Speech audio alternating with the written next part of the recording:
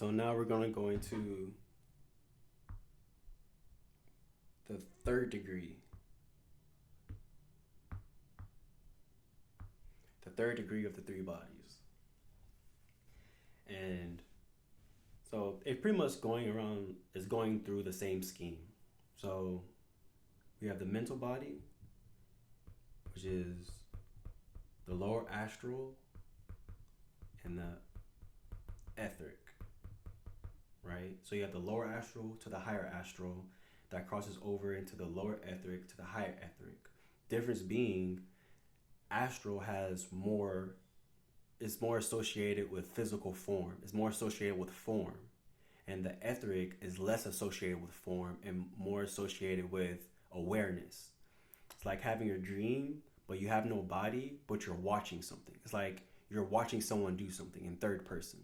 Or sometimes you're watching somebody in first person, but you have the awareness that you're not them. You're just looking through their viewpoint at something. It's etheric rather than astral, which is astral is usually third person looking at your body or looking at your astral body, or your first person astral and you know that it's you. And etheric sometimes is a split consciousness. So then the solar body, is going to be the egos.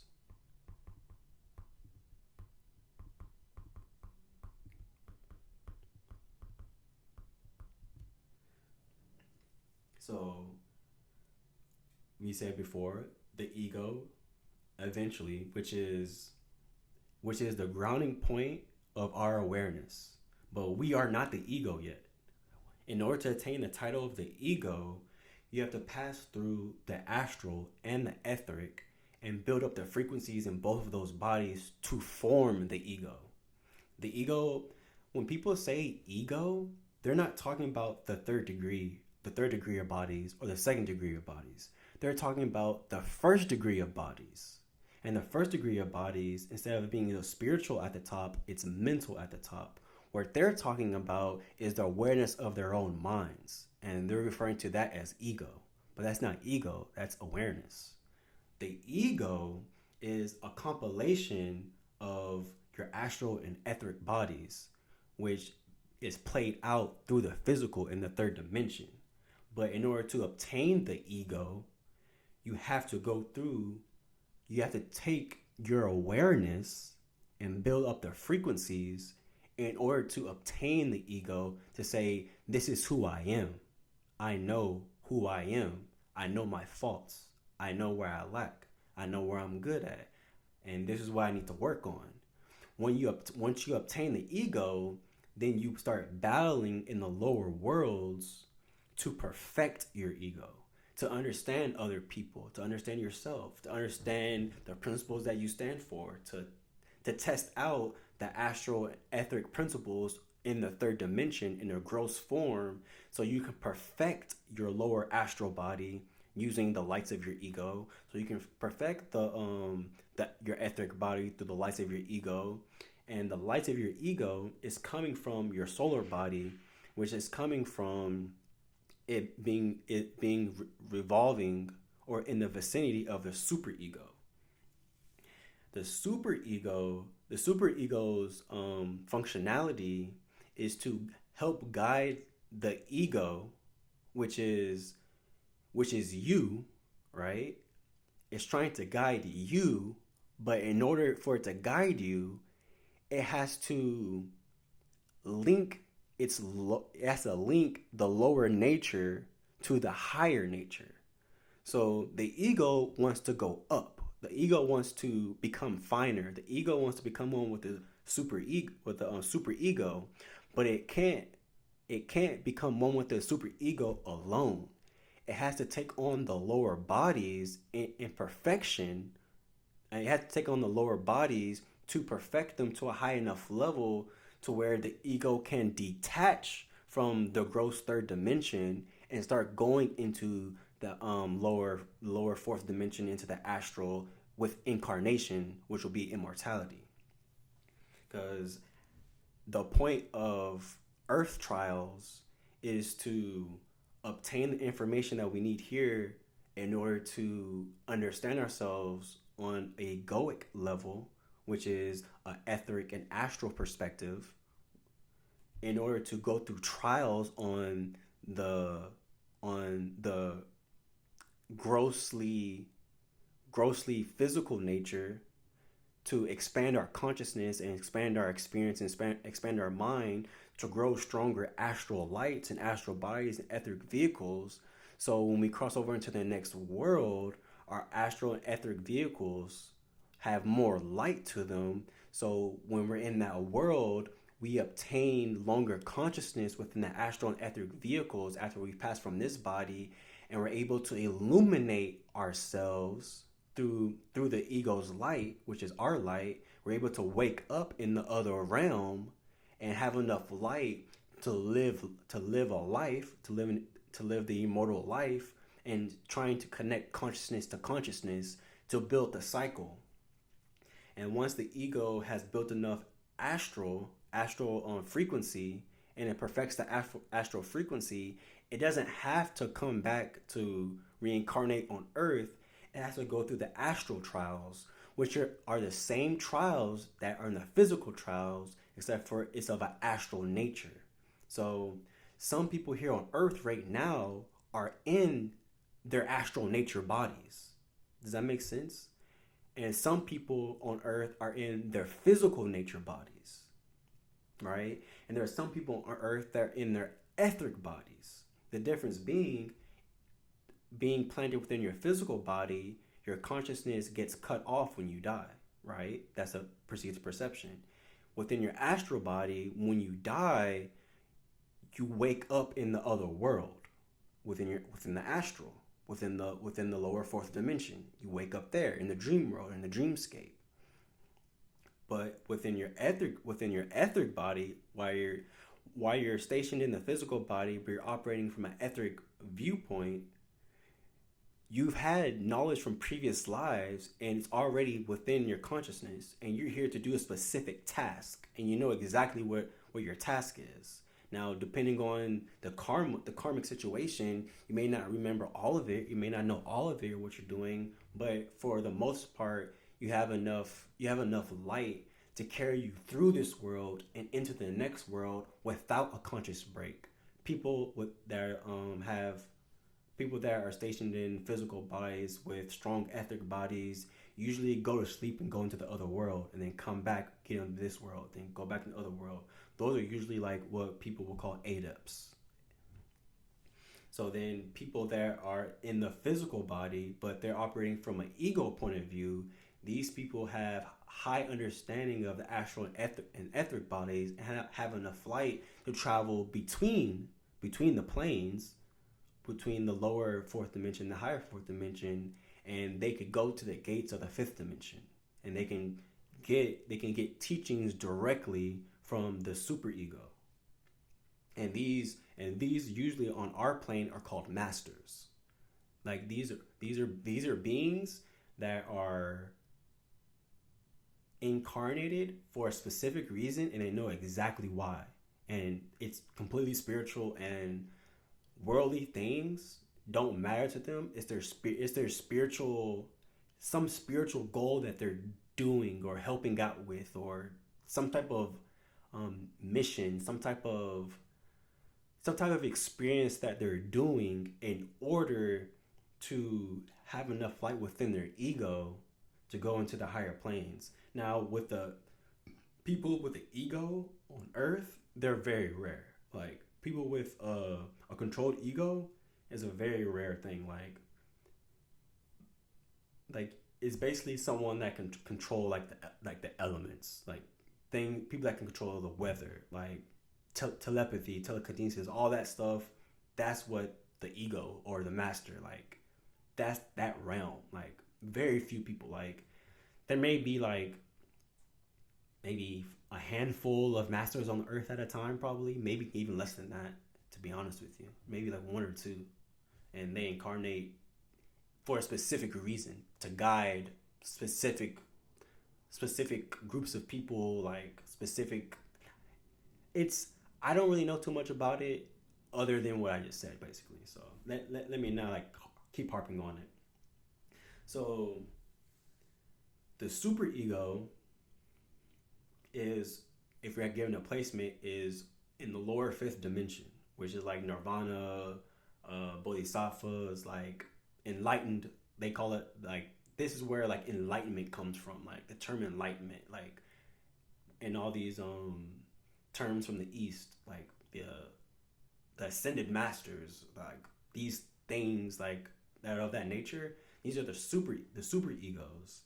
So the super ego's job is to guide the ego to a higher perfection, right? So the way it's set up is that our awareness, we're trying to gain our ego, right? So we are the student to our ego, and then the ego is a student to the superego, and the superego is a student to the divine ego. The divine ego, the divine ego's job is to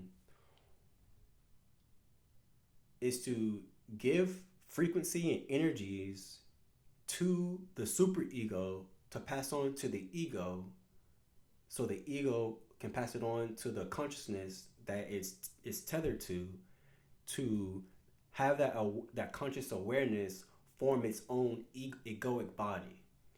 When that when you, right, when you form your ego, right, you form in what they call alchemy, like the metal that you want to transmute into gold, right? So your awareness and your consciousness is just a lump of lead, and you have to transmute it into gold, into the divine ego. In order to do that, the divine ego gives its energy, gives its frequency, gives its light, gives its knowledge, gives its understanding to the superego in waves. And when it gives that knowledge to the superego is learning and understanding and seeing and expanding more light and expanding in more darkness, that it then gives it, then it's tasked to give it to the ego. But at the degree that the divine ego passes on knowledge, understanding, light, and frequency to the superego, that degree cut is cut down based on the ego's based on the ego's level of where it's at. For example, if the divine ego is at, let's say, 3, right, and when it passes down its knowledge, at a level of 2. Well, the superego passes on its knowledge to the ego at 1. So when the ego passes down its knowledge to the lower cells, it passes it down as a fraction. And then when the lower consciousness awareness grasps onto that part, then it gives it to the it gives it the next part to it. So when the lower body receives the totality of the first lesson, then the divine ego gives down to the superego the next stage. Then the superego gives the ego the next stage. Then it goes down again. Then bam. Then it keeps going through that process into the higher and higher levels. So once you get to a high enough level within your consciousness awareness, I'm talking about you. When you get to a level of certain conscious awareness, you will start understanding of who you are. Not who everybody else is, not what they're doing, but who you are, what you stand for, what you understand, what you follow. And you'll start forming your own religion based on your own spirituality, based on your own experiences, based off your own light of your ego that's being given to you. Now, when you've reached a certain point and you're able to claim the ego is imperfected, it's still lead, right? So the ego then, which is you, now you're the ego. If you've come to the realization of who you are, you're still you're led. So you're still dealing with the astral and etheric vehicles now, but now you're able to understand them a little bit more.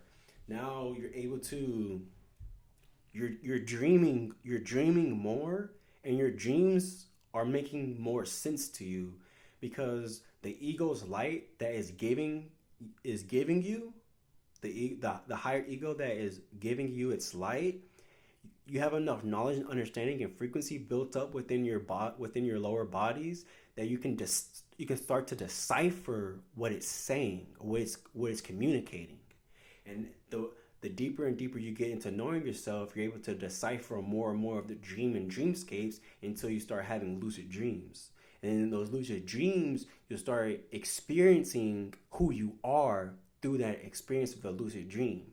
And then eventually through the lucid dreams, it'll connect you to higher forms of lucid dreaming, to where you're traveling in between dreams and you're traveling in between spaces.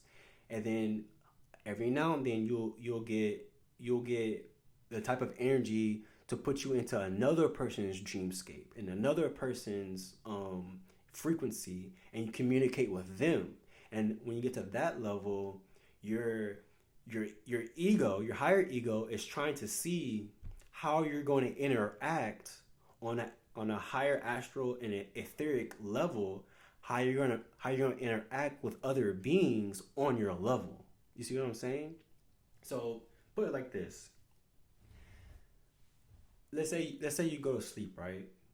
And then you wake up, but you realize that you're actually still sleeping, but you're up. And then you see someone standing over you. And you look at them, they look at you, and then they help you out your body, right? So then you start having a conversation with them. That being that helped you out your body isn't a master or anything. They are beings with a lead ego or higher that that's going into your dream space, going into your etheric field, going to your frequency specifically to link up into your bodies, to project itself into your bodies, to instruct you, to talk to you, to comfort you, to teach you something, to be there for you in a certain type of capacity. But they're being watched by their higher ego, right? And their higher ego is not grading them, but it's understanding on where they are spiritually and how much frequency that they can hold, and to see if they need more, or if they need specific training in a certain area. Now let's get to the spiritual bodies. So that was all precursor to the spiritual, right? So the spiritual body is the divine ego, right? Ascending to the next stage. So now the solar body is in the fifth dimension, going to the higher fifth dimension, going into, like, let's say the sixth dimension, to give it a placement, right? So the spiritual body is the divine ego going to the next stage of evolution. So it's kind of hard to explain. One, because I'm not well versed in it. I only know a little bit, but that little bit is really complicated. But I'm gonna try to explain it. So the divine ego ascends. So it sheds itself to ascend, right? And it ascends into a divine ego, right? It ascends into a divine ego greater than its divine ego. So let's say there's a divine ego. Okay, for instance, yes, you're conscious in your awareness, right? Then it's your ego, right?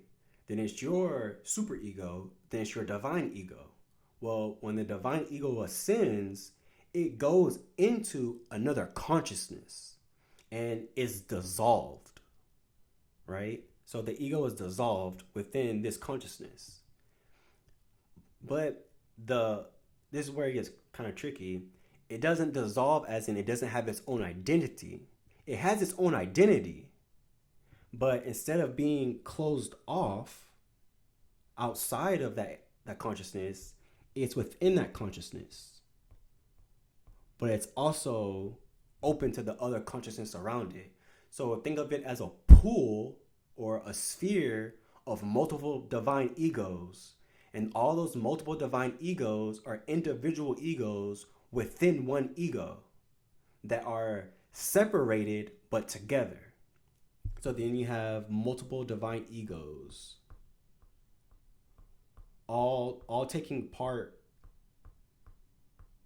all taking part within that consciousness, right? So what they're doing at this level is they're understanding unity, they're understanding oneness, they're understanding everything is the same.